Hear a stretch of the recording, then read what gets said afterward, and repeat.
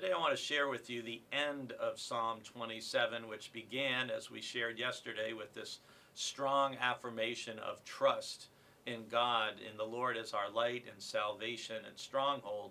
And the psalm ends with these words, "I believe that I shall see the goodness of the Lord in the land of the living. Wait for the Lord. Be strong, and let your heart take courage. Wait for the Lord."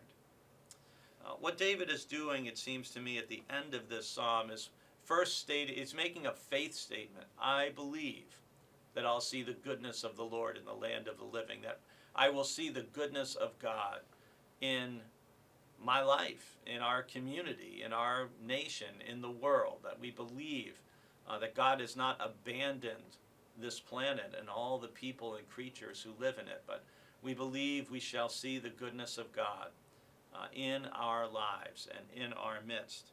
And there's also this dynamic of there are some things we can do, and there's some things that we have to wait on the Lord to do because only God can do them. But what do we do while we're waiting? What's our stance? Well, it's not one of weak resignation. It's not one of anxiety and fear. It's not one of stoking fear in other people.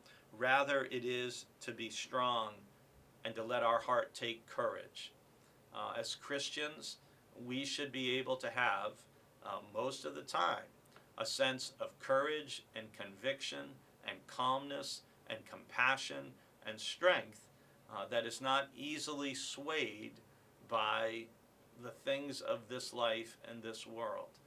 And that courage comes from, again, what we heard yesterday, God being our light, salvation, and stronghold.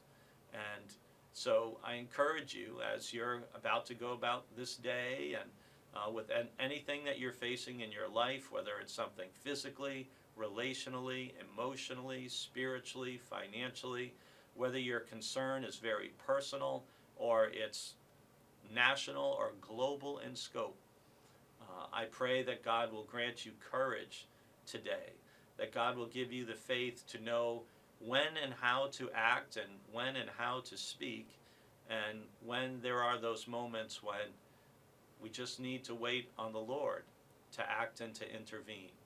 And sometimes it can be difficult to know when to do which of those things.